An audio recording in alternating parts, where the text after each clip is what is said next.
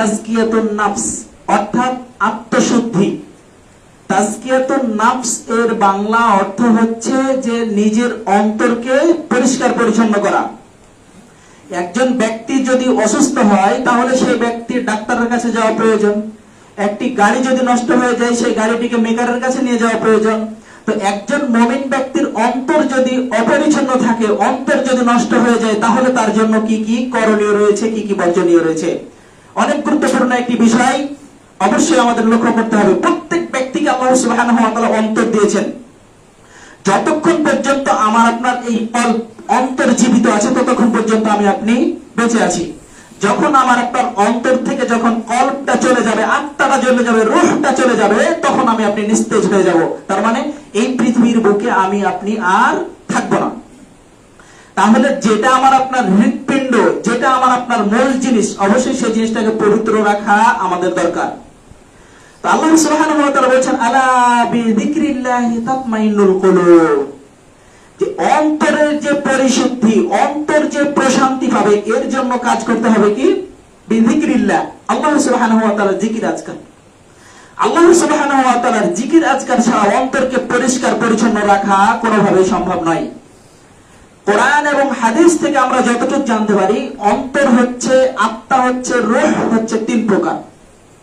বুঝতে পারছি? রূহ হচ্ছে তিন প্রকার। এই তিন প্রকার রূহের মাঝে প্রত্যেক মানুষ, প্রত্যেক ব্যক্তি সীমাবদ্ধ। প্রত্যেক ব্যক্তির রূহ রয়েছে, সেই রূহের মাঝে বিভক্ত রয়েছে তিন ভাগে। একটা হচ্ছে আম্মারা, দুই নম্বরে হচ্ছে লাওয়ামা, তিন নম্বরে হচ্ছে মুতমাইন্না। আসলে এই তিনটা রূহ কার কার আছে এবং এই তিনটা রূহের কাজকর্ম কি, এবং এই রূহ যদি কোনো ব্যক্তির মাঝে থাকে তাহলে কোন রূহটা আমার আপনার জন্য কার্যকর, কাল কিয়ামতের মাঠে জান্নাতে যাওয়ার জন্য যথেষ্ট। তো কোরআন এবং হাদিস থেকে এই তিনটা রূহ পাওয়া যায়। এই রূহ তিনটার ব্যাপারে আল্লাহ সুবহানাহু ওয়া তাআলা যেটা বলছেন, যে মুতমাইন্না যে রূহ আমার আপনার রয়েছে, এই রূহটা আল্লাহ সুবহানাহু ওয়া তাআলার নিকটে অত্যন্ত পছন্দনীয়। এই মুতমাইন্না রূহ, প্রশান্ত আত্মা যার মাঝে রয়েছে, সে ব্যক্তি জান্নাতে যাবে ইনশাআল্লাহ। তো রূহ যে তিন প্রকার, এক নম্বরে যেটা বললাম আম্মারা। আম্মারা এই রূহটা যেই ব্যক্তির মাঝে থাকে, সেই ব্যক্তি দুনিয়ার মাঝে সমস্ত পাপ কর্ম করতে পারবে। মানে এটা পাপের উপরেই সীমাবদ্ধ। যেই ব্যক্তির রূহটা হচ্ছে আম্মারা, সেই ব্যক্তি সর্বদাই পাপ কাজ করবে, সর্বদাই পাপ কাজ করবে। মনের মাঝে অনুসূচিত হবে না, মনের মাঝে সেই কখনো চিন্তা করবে না যে এটা খারাপ কাজ, বুঝবে না। উদাহরণস্বরূপ বলতে পারি যে একজন ব্যক্তি জন্মের পর থেকে নিয়ে যখন থেকে সাবালক হয়েছে, তখন থেকে নিয়ে বৃদ্ধ বয়সে লাঠি ধরে চলছে, এমন অবস্থায় সে ব্যক্তি বিড়ি খেতেই আছে, নেশা করতেই আছে, ওর বিবেকে একটু ধরে না যেটা পাপ কাজ। এটাই হচ্ছে নফসে আম্মারা। বুঝাতে পারলাম? এখন মনে করেন একজন ব্যক্তি সুদ খাচ্ছে, ও মনে করছে এটা ইন্টারেস্ট, মানে সুদ খাচ্ছে, ও মনে করছে না যেটা সুদ। এই ব্যক্তির আত্মা হচ্ছে আম্মারা, এর অন্তর একেবারে মরে গেছে। তার মানে কোনো এর অন্তর আর জীবিত নাই, সর্বদাই সে ব্যক্তি পাপ কাজের মাঝে লিপ্ত থাকবে। এটা হলো কি নাফস বললাম? নাফসে আম্মারা। দ্বিতীয়ত যে নাফসের কথা আল্লাহ সুবহানাহু ওয়া তাআলা বলছেন, সেটা হচ্ছে লাওয়ামা। লাওয়ামা এই নাফস হচ্ছে এমন একটি আত্মা, যেই আত্মা পাপ কাজ করবে, ভুলের বশতে হোক, জেনে শুনে হোক, পাপ কাজ করার পরে অনুশোচিত হবে। এটাই হচ্ছে লাওয়ামা। মনে করেন মানুষ পাপ কাজ করবে, মানুষ ভুল কাজ করবে, এটাই ঠিক। আল্লাহ রাসূল সাল্লাল্লাহু আলাইহি ওয়াসাল্লাম বলেছেন কুল্লু বানি আদম খাত্তাউন ওয়া খায়রুল খাত্তাইনা তাওয়াবুন। প্রত্যেক বানি আদমই হচ্ছে পাপিষ্ঠ, পাপ করবে, এই কথা ঠিক। মানুষ মানেই পাপ। তো একজন মানুষ পাপ করবে, পাপ করার পরে অনুশোচিত হবে, এটাই হচ্ছে লাওয়ামা। এই লাওয়ামা আত্মা আমার আপনার মাঝে আছে।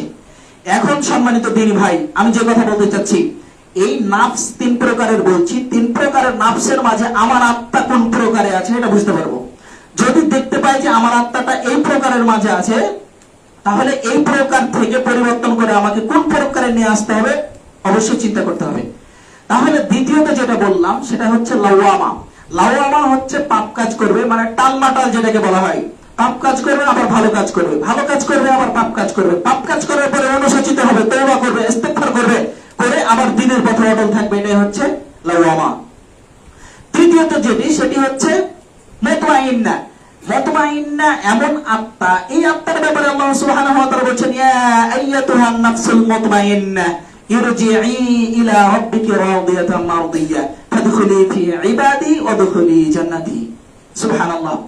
আল্লাহ সুবহানাহু ওয়া তাআলা বলবেন যে ইয়া আইয়াতুহান নাফসুল মুতমাইন্না, হে প্রশান্ত আত্মা। তৃতীয়ত যেটা বললাম সেটা হচ্ছে মুতমাইন্না। এই মুতমাইন্না আত্মাকে আল্লাহ সুবহানাহু ওয়া তাআলা বলবেন ইয়া আইয়াতুহান নাফসুল মুতমাইন্না, হে প্রশান্ত আত্মা, ইরজিই ইলা রাব্বিকি রাদিয়াতাম মারদিয়া, তুমি সন্তুষ্ট ও সন্তোষজনক হয়ে তোমার প্রভুর দিকে ফিরে আসো। ফাদখুলি ফি ইবাদি, তুমি আমার বান্দাদের অন্তর্ভুক্ত হও। ওয়াদখুলি জান্নাতি, এবং জান্নাতে প্রবেশ করো। সুবহানাল্লাহি ওয়া বিহামদিহি। আল্লাহ সুবহানাহু ওয়া তাআলা এই প্রশান্ত আত্মাকে পছন্দ করেন। বুঝতে পারলাম? যেই প্রশান্ত আত্মা কখনোই পাপ কাজ করার চেষ্টা করবে না, কখনো চিন্তা করবে না যে আমি পাপ কাজ করি। দিনের মাঝে সব সময় তওবা ইস্তিগফারের মাঝে নিমজ্জিত থাকবে, আল্লাহ সুবহানাহু ওয়া তাআলার ইবাদতের মাঝেই সীমাবদ্ধ থাকবে। এটাই হচ্ছে মুতমাইন্না আত্মা। আল্লাহ সুবহানাহু ওয়া তাআলা আমাদের সকলকে এই মুতমাইন্না আত্মা করে দিন, আল্লাহুম্মা আমিন। সকলকে যেন আল্লাহ সুবহানাহু ওয়া তাআলা এই প্রশান্তময় আত্মা তৈরি করে ইহজগৎ ত্যাগ করে পরকালে গিয়ে জান্নাত লাভ করার তৌফিক দান করেন, আল্লাহুম্মা আমিন। সম্মানিত দিনী ভাই, যে কথা বলছিলাম, এই আত্মা মূলত কি জিনিস? আত্মাটা এমন একটা জিনিস যে আত্মাটা চলে গেলে আমার আপনাকে আর মানুষ মূল্যায়ন করবে না। আত্মা চলে গেছে তার মানে আমি আপনি অকেজো হয়ে গেছি, অথর্ব হয়ে গেছি। এই আত্মা যতক্ষণ পর্যন্ত আছে ততক্ষণ পর্যন্ত আমাদেরকে সৎ কাজ করতে হবে। সৎ কাজ করার মাধ্যমে মুতমাইন্না আত্মা তৈরি করা যায়। সৎ কাজগুলো কি? যে কোনো ধরনের কাজ করেন না কেন, প্রত্যেকটা কাজকে আল্লাহ সুবহানাহু ওয়া তাআলার জন্য করতে হবে। ইবাদত কবুলের অনেকগুলো শর্ত রয়েছে, তার মধ্যে ইম্পর্টেন্ট দুইটি শর্ত, সেটি হচ্ছে ইখলাসুন নিয়াহ আর মুতাবাআতুর রাসূল।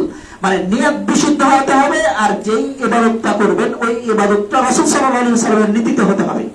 বুঝাতে পারলাম? তাহলে আমার আপনার ইবাদত আল্লাহ সুবহানাহু ওয়া তাআলার নিকটে কবুল হবে।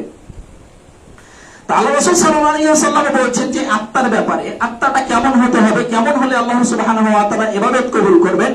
নু'মান ইবনে বাশীর রাদিয়াল্লাহু তাআলা আনহু থেকে বর্ণিত, তিনি বলেন আল্লাহ রাসূল সাল্লাল্লাহু আলাইহি ওয়াসাল্লাম বলেছেন কি, যে ইন্না ফিল জাসাদি মুযগাতান, নিশ্চয় মানুষের বডির মাঝে, মানুষের শরীরের মাঝে একটা মুযগা রয়েছে, গোশতের অংশ রয়েছে।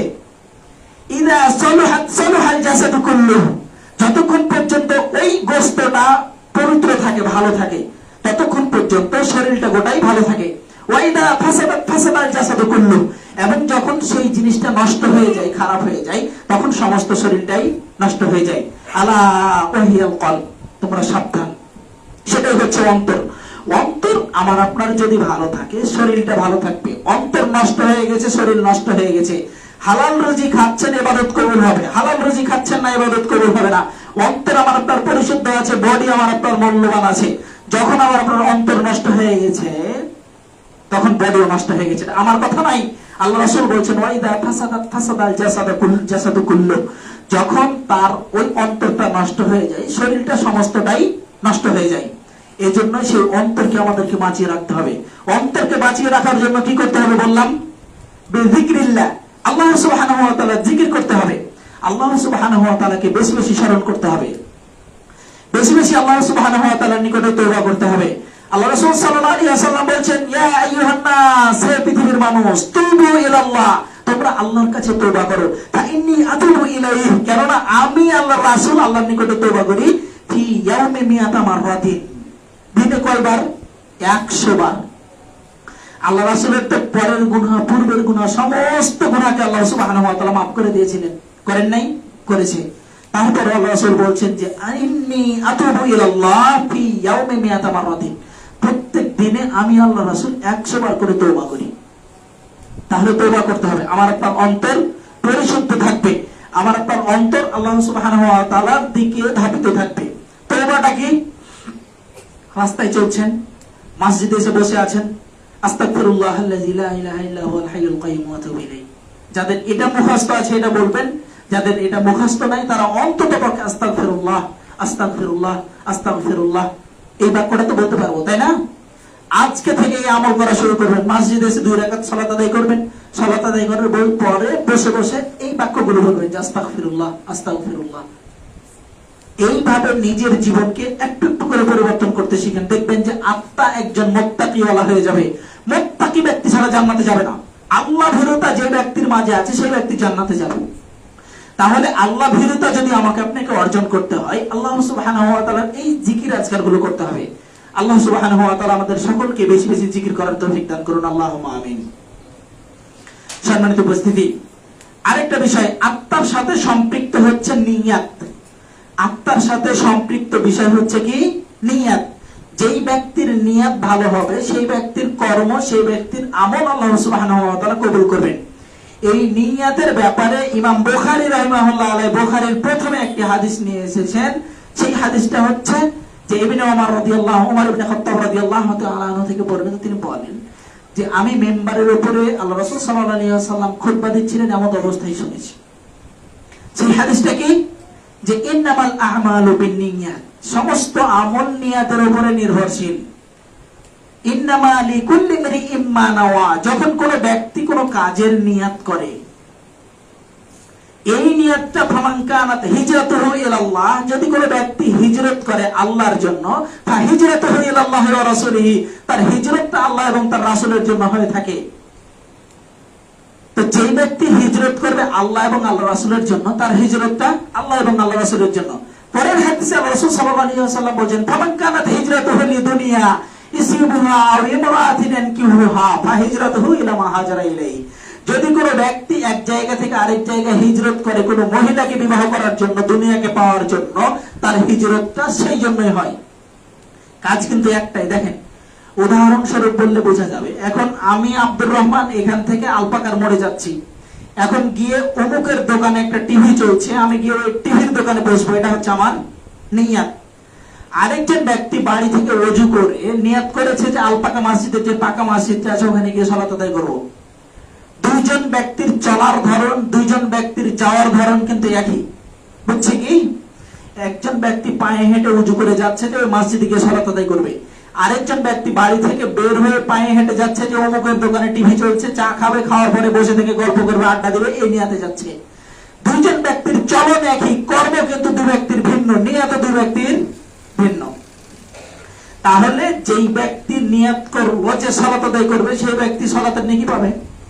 যে ব্যক্তি সেখানে গিয়ে আড্ডা দিবে এই নিয়ত করে বের হয়েছে, যখন থেকে বের হয়েছে ওই কাজ, খারাপ কাজ করা পর্যন্ত আল্লাহ সুবহানাহু ওয়া তাআলা তার জন্য গুনাহ লিখতে থাকবে। তো এই জন্য নেকির কাজ যখন করব, নিয়তটা আমরা আল্লাহ সুবহানাহু ওয়া তাআলাকে সন্তুষ্ট করার জন্য করব।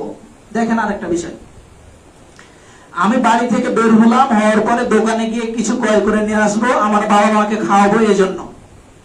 আরেকজন ব্যক্তি দোকানে গেল, দোকান থেকে বিড়ি ক্রয় করে নিয়ে আসছে, এসে বসে ও নিজে খাবে, আরেকজনকে নিয়ে খাবে। তার মানে দুইজনের যাওয়ার ধরন একই, আসার ধরন একই, ক্রয় করা একই দোকান, নিয়ত শুধু ভিন্ন, কর্ম শুধু ভিন্ন। যেই ব্যক্তির নিয়ত যেই রূপ হবে, সেই ব্যক্তির ফল সেই রূপ পাবে। এজন্য আমাদের নিয়তকে বিশুদ্ধ করতে হবে। আল্লাহ আমাদের সকলকে বিশুদ্ধ নিয়ত করার তৌফিক দান করুন, আল্লাহুম্মা আমিন। তাজকিয়াতুন নাফস এমন একটা ইম্পর্টেন্ট বিষয়, জানি না আমি আপনাদেরকে বোঝাতে পারছি কিনা অল্প জ্ঞানে, তবে আমি বোঝানোর চেষ্টা করছি।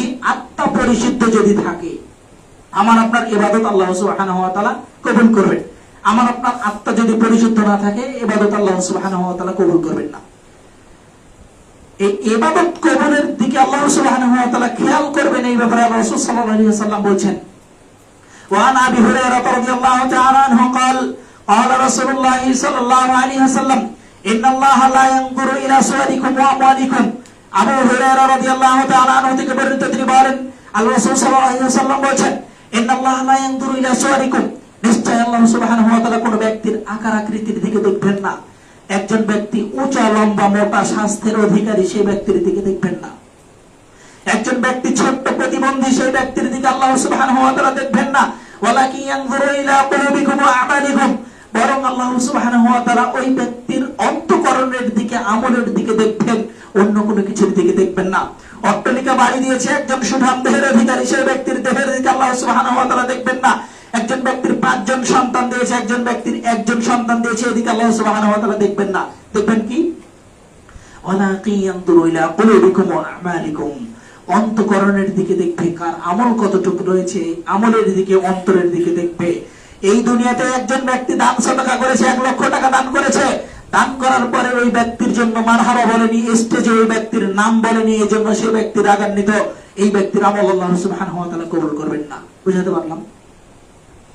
তাহলে ওই ব্যক্তির দানটার দিকে আল্লাহ সুবহানাহু ওয়া তাআলা দেখছেন না। কোন দিকে দেখছেন? ওই ব্যক্তির অন্তরটার দিকে দেখছে, যে 5 টাকাও যদি দান করে আল্লাহর রাস্তায়, তার অন্তরটা কি আছে, যে আমি আল্লাহ আমাকে সন্তুষ্ট করার জন্য দান করেছি কিনা, এইরূপ চিন্তা চেতনা ওই ব্যক্তির আছে কিনা, আল্লাহ সুবহানাহু ওয়া তাআলা শুধু এটাই চান। তো দান করার জন্য আল্লাহ সুবহানাহু ওয়া তাআলাকে সন্তুষ্ট করার উদ্দেশ্যে থাকতে হবে।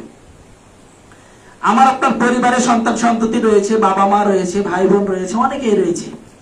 আমি আপনি যদি ওই বাবা মার জন্য 5টা টাকা খরচ করি, খরচ তো করতেই হবে, ছেলে বাবা মার জন্য খরচ করবে না, কে করবে? তো বাবা মার জন্য যদি 5টা টাকা খরচ করি, 1000 টাকা খরচ করি, কিন্তু নিয়তটা যদি থাকে যে ওই টাকাটা খরচ করার সময় নিয়ত করবেন যে আল্লাহ আমি আমার বাবার জন্য 1000 টাকা খরচ করলাম আপনাকে সন্তুষ্ট করার জন্য। এইভাবে যখন প্রত্যেকটা কাজ যখন আল্লাহ সুবহানাহু ওয়া তাআলাকে সন্তুষ্ট করার জন্য করবে, তো আল্লাহ সুবহানাহু ওয়া তাআলাকে সন্তুষ্ট করার জন্য করছেন, তার মানে আপনি আল্লাহ সুবহানাহু ওয়া তাআলার উপরে সন্তুষ্টি। আল্লাহ সুবহানাহু ওয়া তাআলার উপরে যদি কোনো বান্দা সন্তুষ্টি হয়, তো আল্লাহ কি ওই বান্দার উপরে রাগান্বিত হবে? কখনোই নয়। তাহলে যেই জায়গাতে হোক, যেই স্থানে হোক টাকা পয়সা খরচ করেন না কেন, নিয়ত করতে হবে যে আল্লাহ আমি আপনাকে সন্তুষ্ট করার জন্য করছি। তাহলে আমার আপনার ইবাদতগুলো আল্লাহ সুবহানাহু ওয়া তাআলার নিকটে সবগুলোই কবুল হবে। আজকে সন্তান সন্ততি আছে, সম্মানিত দ্বীনী ভাই, আজকে আমার আপনার সন্তান সন্ততি আছে, টাকা পয়সা আছে, মনে করছি অনেক কিছু আছে, কিন্তু নিঃশ্বাস বন্ধ হয়ে গেলে এগুলোর কোনো মূল্য থাকবে না। আল্লাহ সুবহানাহু ওয়া তাআলা বলেন, লা ইয়ানফাউ মালুন ওয়ালা বানুন ইল্লা মান আতা বিকলবিন সালিম। আল্লাহ সুবহানাহু ওয়া তাআলা বলেন, লা ইয়ানফাউ মালুন ওয়ালা বানুন, কোন ব্যক্তির ধন সম্পদ, কোন ব্যক্তির সন্তান সন্ততি সেই দিনে কোনো কাজে আসবে না, ইল্লা মান আতা বিকলবিন সালিম, ইল্লা মান আতা বিকলবিন সালিম। আল্লাহ সুবহানাহু ওয়া তাআলা বলেন, তবে ওই নিরাপদ আত্মা, পরিষ্কার পরিচ্ছন্ন আত্মা, পরিষ্কার পরিচ্ছন্ন কর্ম, এই জিনিসগুলো যদি আসে কাল কিয়ামতের মাঠে কাজে আসবে, তাছাড়া কোনো কাজে আসবে না। তাহলে আমার আপনার সন্তান সন্ততি থাকুক, ধন সম্পদ থাকুক, অনেক কিছু থাকুক, অনেক অঢেল সম্পদের মালিক আমি আপনি, কোনো কাজে আসবে না। যেই জিনিসটা দান করবেন, দান করার পরে নিয়ত থাকতে হবে যে আল্লাহ আমি তোমাকে সন্তুষ্ট করার জন্য আজকে এই টাকাটা খরচ করলাম, তোমাকে সন্তুষ্ট করার জন্য আমি এই কাজটা করলাম। যখন এই রূপ করবেন, তখন আল্লাহ সুবহানাহু ওয়া তাআলা সেখানে আমার আপনার বরকত দেবেন এবং আমার আপনার সেই আমলগুলোকে আল্লাহ সুবহানাহু ওয়া তাআলা কবুল করবেন।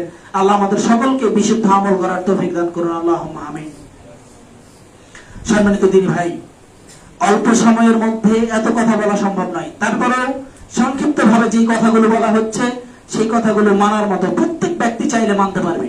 শুধু চিন্তা চেতনা থাকতে হবে যে আল্লাহ সুবহানাহু ওয়া তাআলাকে সন্তুষ্টি করার জন্য, আল্লাহ সুবহানাহু ওয়া তাআলাকে পাওয়ার জন্য, জান্নাত পাওয়ার জন্য আমি আপনি এই কাজগুলো করছি। অন্তর যদি কোনো ব্যক্তির মুতমাইন্না হয়, প্রশান্ত আত্মা হয়, সে ব্যক্তি জান্নাতে যাবে। জান্নাতটা কেমন? জান্নাত এমনই একটি জায়গা, আল্লাহ সুবহানাহু ওয়া তাআলা বলেন, মা লা আইনুন রাআত ওয়া লা উযুনুন সামিআত ওয়া লা খাতারা আলা কলবি বাশার।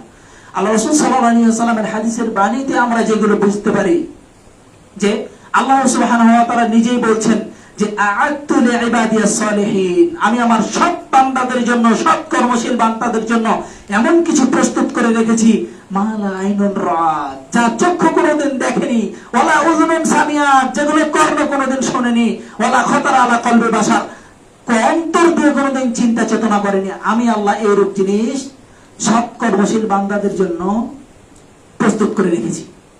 তাহলে সৎ আমল আমার আপনার যদি হয়, আমার আপনার আত্মা যদি প্রশান্তময় আত্মা হয়, মুতমাইন্না আত্মা হয়, তাহলে ওই জান্নাতে আমি আপনিই যাব ইনশাআল্লাহ। তাহলে আমাকে আপনাকে কাজকর্ম করতে হবে, সৎকর্ম। আল্লাহ সুবহানাহু ওয়া তাআলা যে বলছেন যে আমি বান্দার জন্য এমন প্রস্তুত করে রেখেছি যেটা চক্ষু দেখেনি। আচ্ছা দ্বীনী ভাই, আমি আপনাকে প্রশ্ন করি, দুনিয়াতে এমন কি জিনিস আছে যেটা আপনি দেখেননি? বলেন তো। সচক্ষে না হলে ফোনে দেখেছেন, কিন্তু আল্লাহ সুবহানাহু ওয়া তাআলা এমন জিনিস যেটা প্রস্তুত করে রেখেছেন ওটা আমি আপনি চোখে দেখিনি। এখন মনে করেন কাবা শরীফ অনেকে দেখিনি, তো কাবা শরীফ যে দেখিনি, তো মনের মাঝে যদি কল্পনা জল্পনা করি, মোবাইলে একটা ফটো দেখেছি, ফটো দেখে কি যদি মনের মাঝে যদি চিন্তা চেতনা করি তাহলে কি বুঝতে পারবো না যে কাবাটা এই রূপ, চারকোনা বিশিষ্ট, একদিকে মাকামে ইব্রাহিম আছে, একদিকে দরজা আছে, কাবার গিলাফ দিয়ে, কালো গিলাফ দিয়ে ঢাকা আছে, স্বর্ণ কালার নিচ দিকে দেওয়া আছে? পারবো না? পারবো। তো এই জিনিসটা চিন্তা করতে পারছি, কোথায় আছে? সৌদি আরবে আছে। তারপরেও কিন্তু আমি আপনি চিন্তা করে নিতে পারছি, কিন্তু আল্লাহ সুবহানাহু ওয়া তাআলা আমার আপনার জন্য রেখেছেন যেটা, সেটা অন্তর দিয়ে কল্পনা করা সম্ভব নয়। তাহলে আমাকে আপনাকে সৎকর্ম করতে হবে। আল্লাহ সুবহানাহু ওয়া তাআলা আমাদের সকলকেই সৎকর্ম করার তৌফিক দান করুন, আল্লাহুম্মা আমিন। সম্মানিত উপস্থিতি, যে কথা বলছিলাম, আত্মা যে তিন প্রকার, আম্মারা, লাওয়ামা, মুতমাইন্না।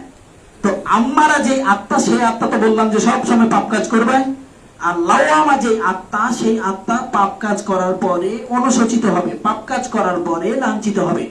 তো এখন যদি পিছনের দিকে চিন্তা করা যায়, প্রত্যেক ব্যক্তির পাপ কাজ থাকবে। অনেক সময় জ্ঞান হওয়ার পরেও, জ্ঞান না হওয়ার আগেও অনেক ব্যক্তি অনেক কাজ করেছি, বিড়ি খেয়েছি, জর্দা খেয়েছি, অথবা মনে করেন যে তামাক খেয়েছেন, অথবা মনে করেন যে সুদ খেয়েছেন, অন্যের জমি মেরে দিয়েছেন। তো অন্যের যেটা হক মেরে দিয়েছেন ওটা আল্লাহ সুবহানাহু ওয়া তাআলা ক্ষমা করবে না। ওটার জন্য যে ব্যক্তির হক নষ্ট করেছেন তার কাছে গিয়ে ক্ষমা চাইতে হবে। তবে আল্লাহ সুবহানাহু ওয়া তাআলার সাথে যেইগুলো পাপ কাজ করেছেন, সালাত আদায় করেননি, সিয়াম পালন করেননি, এগুলোর জন্য আল্লাহ সুবহানাহু ওয়া তাআলার নিকটে তওবা করতে হবে। আল্লাহ সুবহানাহু ওয়া তাআলা বলেছেন, ইয়া ইবাদি, হে আমার বান্দা, লা তাকনাতু মির রাহমাতিল্লাহ, তোমরা আল্লাহর রহমত থেকে নিরাশ হয়ো না, আল্লাহর রহমত থেকে তোমরা উদাস হয়ে যেও না। ইন্নাল্লাহা ইয়াগফিরু যুনুবা জামিআ, নিশ্চয় আল্লাহ সুবহানাহু ওয়া তাআলা তোমাদের সব পাপকে ক্ষমা করে দিবেন। ইয়া ইবাদি লা তাকনাতু মির রাহমাতিল্লাহ, তোমরা আল্লাহর রহমত থেকে নিরাশ হয়ো না। ইন্নাল্লাহা ইয়াগফিরু যুনুবা জামিআ, নিশ্চয় আল্লাহ সুবহানাহু ওয়া তাআলা সমস্ত পাপকে ক্ষমা করে দিবেন। একজন ব্যক্তি যদি উহুদ পাহাড় সমপরিমাণ পাপ করে থাকে, উহুদ পাহাড় আপনাকে কিভাবে আমি বোঝাতে পারি, বোঝানো সম্ভব নয়। উহুদ পাহাড়টা এমন একটি পাহাড়, যেই দিক দিয়ে যাবেন সেই দিক দিয়ে দেখবেন যে উহুদ পাহাড়, ওই দিক দিয়ে দেখছেন তাও উহুদ পাহাড়। তার মানে 7 কিলোমিটার লম্বা। এত বড় লম্বা একটি পাহাড় যদি হয়, সে পাহাড়টা কত বড় হবে? এইরূপ পাহাড় সমপরিমাণ যদি আমার আপনার পাপ হয়ে যায়, এই পাপ মোচন করার জন্য আল্লাহ সুবহানাহু ওয়া তাআলার আয়াতের শেষের অংশটুকু যথেষ্ট। ইন্নাল্লাহা ইয়াগফিরুয যুনুবা জামিআ, ইন্নাল্লাহা ইয়াগফিরুয যুনুবা জামিআ, নিশ্চয় আল্লাহ সুবহানাহু ওয়া তাআলা সমস্ত পাপকে ক্ষমা করে দিবেন, সমস্ত পাপকে আল্লাহ সুবহানাহু ওয়া তাআলা মোচন করে দিবেন। শুধু কি করতে হবে? আল্লাহ সুবহানাহু ওয়া তাআলার নিকটে তওবা করতে হবে। আল্লাহ যদি কোনোদিন তৌফিক দেয়, তওবা সম্পর্কে একদিন আলোচনা করব। তওবা কিভাবে করবেন, তওবা করার পদ্ধতি কি, পাপ অনেক হয়ে গেছে, কখন তওবা করবেন, কখন তওবা করলে আল্লাহ সুবহানাহু ওয়া তাআলা ক্ষমা করবেন, ইনশাআল্লাহ সেই বিষয়ে আলোচনা করব। তবে আজকের আলোচনা থেকে যেটা বোঝাতে পারলাম, আমি আশা করছি, সেটা হচ্ছে নাফস হচ্ছে 3 প্রকার। একটা হচ্ছে আম্মারা, একটা হচ্ছে লাওয়ামা, একটা হচ্ছে মুতমাইন্না। তো আম্মারা যার মাঝে আছে, সেই ব্যক্তিকে একেবারে অন্তর মরে গেছে বললেই চলে, সেই ব্যক্তিকে তওবা করে আল্লাহ সুবহানাহু ওয়া তাআলার নিকটে ফিরে আসতে হবে। আবার যদি সেই পাপ কাজে চলে যায়, তাহলে সেই ব্যক্তির আত্মা মনে করতে হবে লাওয়ামাতে পরিণত হয়ে গেছে। যখন সেই ব্যক্তি তওবা করতে করতে আল্লাহ সুবহানাহু ওয়া তাআলার দিকে চলে আসবে, পাপ কাজের দিকে আর যাবে না, তখন সেই ব্যক্তিকে বুঝে নিতে হবে যে তার আত্মাটা মুতমাইন্না হয়ে গেছে, প্রশান্তময় আত্মা হয়ে গেছে, যেই আত্মার জন্য আল্লাহ সুবহানাহু ওয়া তাআলা জান্নাত লিখে রেখেছেন। সম্মানিত উপস্থিতি, আল্লাহ সুবহানাহু ওয়া তাআলা আমাদের সকলের আত্মাকে প্রশান্তময় করে দিন, আল্লাহুম্মা আমিন। আল্লাহ সুবহানাহু ওয়া তাআলা আমাদের ছোট ছোট আমলগুলোকে কবুল করুন, আল্লাহুম্মা আমিন। আরেকটা বিষয় বলে দিলাম, ছোট্ট একটা আমল, সেটা কি? 5 টাকা 10 টাকা যাই খরচ করেন না কেন, সন্তানের জন্য করেন, স্ত্রীর জন্য করেন, বাবা মার জন্য করেন, যেই টাকাটাই খরচ করবেন সেই টাকাটা নিয়াত করবেন কিসের জন্য? আমি এই টাকাটা খরচ করলাম আল্লাহ সুবহানাহু ওয়া তাআলাকে সন্তুষ্ট করার জন্য। বুঝাতে পারলাম? আমার স্ত্রীকে আমি 500 টাকা দিলাম বাজার করার জন্য, স্ত্রীকে আমি কাপড় নিয়ে এসে দিলাম, নিয়াত এটা করে নিব যে আল্লাহ আমার স্ত্রীর পিছনে আমি খরচ করলাম, স্ত্রীর হক আদায় করলাম, তার মানে আপনাকে খুশি করার জন্য। বুঝাতে পারলাম? বাবা মার একটু খেদমত করবেন, বাবা মাকে 1 গ্লাস পানি দিবেন, দেওয়ার পরে বলবেন যে আল্লাহ আমি আমার বাবাকে এতটুক করলাম, এতটুক করলাম, এতটুক করলাম আপনাকে সন্তুষ্ট করার জন্য, আপনি খুশি হয়ে আমাকে এই দেন, এই দেন, এই দেন, মানে চাওয়া পাওয়ার শেষ থাকবে না। সাধারণত উদাহরণস্বরূপ যদি একটি কথা বলা যায়, একজন মন্ত্রীর যদি কোনো ব্যক্তি প্রিয় হয়ে যায়, বুঝাতে পারছি? একজন ব্যক্তি মনে করেন যে মন্ত্রী, ওই মন্ত্রীর একজন প্রিয় হয়ে গেছে কোনো ব্যক্তি, সাধারণ ব্যক্তি, তো মন্ত্রীর কাছে যদি কিছু চাই তো মন্ত্রীকে ফিরিয়ে দেয়, তাই না? তো সাধারণ একজন মানুষ মন্ত্রী যদি আপনাকে ফিরিয়ে না দেয় তার প্রিয় হয়ে যাওয়ার কারণে, আল্লাহ সুবহানাহু ওয়া তাআলা তো অতি মহানের মহান, আল্লাহ সুবহানাহু ওয়া তাআলার জন্য যখন আমি আপনি হয়ে যাব, আল্লাহ সুবহানাহু ওয়া তাআলা আমাকে আপনাকে ফিরিয়ে দিবেন? কখনোই নয়। এজন্য সর্বদাই চেষ্টা করব যে আমরা যেন আল্লাহ সুবহানাহু ওয়া তাআলার হয়ে যাই। আল্লাহ সুবহানাহু ওয়া তাআলার তাকারুব ইলাল্লাহ, আল্লাহ সুবহানাহু ওয়া তাআলার নৈকট্য হাসিলের জন্য যে কাজগুলো রয়েছে সেগুলো করতে হবে। আল্লাহ সুবহানাহু ওয়া তাআলার নৈকট্য হাসিলের জন্য যখন কোনো কাজ করা হবে, আল্লাহ সুবহানাহু ওয়া তাআলার কাছাকাছি যখন চলে যাওয়া যাবে, আল্লাহ সুবহানাহু ওয়া তাআলার কাছে যা চাইবেন আল্লাহ সুবহানাহু ওয়া তাআলা তাই দিবেন। আল্লাহ সুবহানাহু ওয়া তাআলা বলছেন, আমার বান্দা যদি আমার নিকটে হাত তুলে প্রার্থনা করে, আমি আল্লাহ ওই হাতকে ফিরিয়ে দিতে লজ্জা পাই, আমি হচ্ছে লজ্জাশীল। আল্লাহ সুবহানাহু ওয়া তাআলা এত লজ্জাশীল, আল্লাহ সুবহানাহু ওয়া তাআলা এত লজ্জাশীল। যদি কোনো ব্যক্তি হাত তুলে প্রার্থনা করে যে আল্লাহ আমাকে এই দাও, এই দাও, এই দাও, আল্লাহ সুবহানাহু ওয়া তাআলা ওই হাত, খালি হাতকে ফিরিয়ে দিতে লজ্জা পাই। আল্লাহ সুবহানাহু ওয়া তাআলা এতটা লজ্জাশীল। তাহলে আল্লাহ সুবহানাহু ওয়া তাআলার নিকটে যদি আমি আপনি আকীদাকে বিশুদ্ধ করে, অন্তরকে বিশুদ্ধ করে যদি চাই, আল্লাহ সুবহানাহু ওয়া তাআলা দিবেন।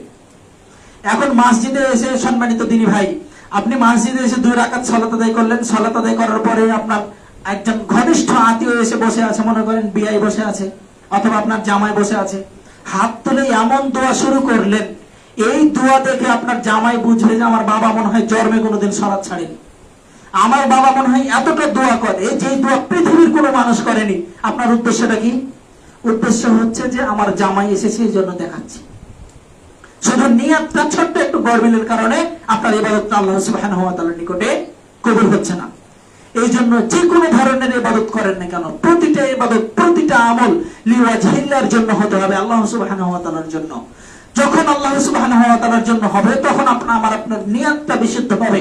নিয়ত বিশুদ্ধ হলেই আমল আল্লাহ সুবহানাহু ওয়া তাআলার নিকটে গ্রান্টেড হবে। নিয়তে আমার আপনার যদি গড়মিল থাকে, তাহলে আমার আপনার ইবাদত কখনোই গ্রহণযোগ্য হবে না।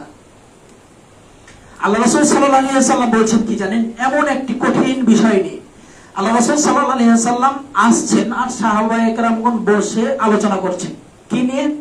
মাসিহুদ দাজ্জাল, মানে দাজ্জালের যে আবির্ভাব হবে এটা নিয়ে আলোচনা করছে। তখন আল্লাহ রাসূল সাল্লাল্লাহু আলাইহি ওয়াসাল্লাম এসে বলছেন, আলা উখবিরুকুম বিমা হুয়া আখাফু আলাইকুম মিনাল মাসিহুদ দাজ্জাল। হে সাহাবায়ে কেরাম, আমি তোমাদেরকে কি অবগত করব না? তোমরা যে মাসিহুদ দাজ্জাল সম্পর্কে আলোচনা করছো, দাজ্জালের বিষয় নিয়ে আলোচনা করছো, তো আমি আল্লাহ রাসূল ভয় করছি এই মাসিহুদ দাজ্জালের চাইতেও অধিক। তখন সাহাবায়ে কেরামগণ বললেন, বালা ইয়া রাসূলুল্লাহ, হ্যাঁ আল্লাহ রাসূল আপনি অবগত করুন। তখন আল্লাহ রাসূল সাল্লাল্লাহু আলাইহি ওয়াসাল্লাম বললেন, ইয়াকুমুর রাজুল, একজন ব্যক্তি সালাতের জন্য দাঁড়াবে, ফায়ুযায়্যিনু সালাতাহু, তার সালাতকে সেই চাকচিক্য সৌন্দর্য মণ্ডিত করবে, লিমা ইয়ারা মিন নাযরির রাজুল, অন্য একজন ব্যক্তি দেখছে এজন্য সেই ব্যক্তি সালাতকে সঠিকভাবে আদায় করছে। এটাই হচ্ছে মাসিহুদ দাজ্জালের চাইতে এই ব্যক্তির আমলটা ভয়াবহ। দাজ্জাল যখন আসবে, কিয়ামতের যে ফিতনাগুলো রয়েছে, কিয়ামতের যে আলামতগুলো রয়েছে, দাজ্জাল আসবে। তো এই দাজ্জালের ভয়াবহতা সম্পর্কে আপনারা ইতিপূর্বে আলোচনা শুনেছেন আশা করি। তো ওই দাজ্জালের ভয়াবহতার চাইতেও আল্লাহ রাসূল বলছে যে আমি ভয় করছি যে মানুষ সালাতে দাঁড়াবে, দাঁড়ার পরে চিন্তা করবে যে তাকে আরেকজন ব্যক্তি দেখছে, এজন্য সে ব্যক্তি ভালোভাবে সালাত আদায় করছে। এটাই হচ্ছে দাজ্জালের চাইতে অধিক ভয়ানক আমল। আল্লাহ তাআলা আমাদের সকলকে এই খারাপ আমল থেকে হেফাজত করুন, আল্লাহুম্মা আমিন। কিভাবে সালাতকে চাকচিক্যমণ্ডিত করে বুঝতে পারছি কি? মানে কেউ যখন থাকে না, মসজিদে ঢুকে 2 রাকাত সালাত আদায় করে, সুবহান রাব্বিয়াল আযীম কয়বার বলে? 3 বার। একবার, 2 বার, 3 বার। একবার বলাটা হচ্ছে ওয়াজিব, বলতেই হবে। একবার যদি কোনো ব্যক্তি কেউ না বলে, সালাত হবে না। তো এই যে সুবহান রাব্বিয়াল আযীম একেবারে তাড়াহুড়া করে 2 বার 3 বার বলে নিলাম, চলে গেলাম। সাজদাতে গিয়ে সুবহান রাব্বিয়াল আ'লা 3 বার বললাম, 2 বার বললাম, একবার বললাম, তো 80 সালাত আদায় করে বের হয়ে যায়। তাশাহুদে যখন বসি, শেষ বৈঠকে আত্তাহিয়াত বলি আর দুরূদ শরীফ বলি। দোয়া মাসুরা বলাটা হচ্ছে সুন্নাত, দোয়া মাসুরা বলি না, মানে তাড়াহুড়া করে সালাত পড়ে চলে গেলাম। এখন দেখেন ওই যে আল্লাহ রাসূলের হাদিসটার দিকে খেয়াল করেন, যে বললেন কি, যে ইয়াকুমুর রাজুল ফায়ুযায়্যিনু সালাতাহু লিমা ইয়ারা মিন নাযরির রাজুল, সে সালাতকে চাকচিক্যমণ্ডিত করছে, আরেকজন ব্যক্তি দেখছে এই মনে করে। কিভাবে করছে? রুকুতে গেছে তো ও 10 বারের নিচে সুবহান রাব্বিয়াল আযীম বলে না, সাজদাতে গেছে তো 20 বার সুবহান রাব্বিয়াল আ'লা কমে বলে না, এইভাবে সেই ব্যক্তি 2 রাকাত সালাত আদায় করতে গিয়ে মনে করেন যে 20 মিনিট সময় লাগিয়ে দিল। এটাই হচ্ছে সালাতকে চাকচিক্যমণ্ডিত করা, সালাতকে সৌন্দর্য করা, অন্য ব্যক্তি দেখছে এজন্য বলবে যে আল্লাহু আকবার, এ তো আল্লাহওয়ালা ব্যক্তি। কিন্তু সেই ব্যক্তি অন্য সময় যখন মসজিদে ঢুকে সালাত আদায় করে দেখে যে ইমাম সাহেবও নাই, কেউ দেখছে না, ওই ব্যক্তি 2 মিনিটে 2 রাকাত সালাত আদায় করে বের হয়ে চলে যায়। কিন্তু অন্য সময় যখন কেউ দেখে তখন সেই ব্যক্তি সালাতে সময় দেয়। এই আত্মা, এই ইবাদত যদি আমার আপনার থাকে, আজকে পরিবর্তন করতে হবে। আল্লাহ আমাদের সকলকে হেদায়েত দান করুন, আল্লাহুম্মা আমিন।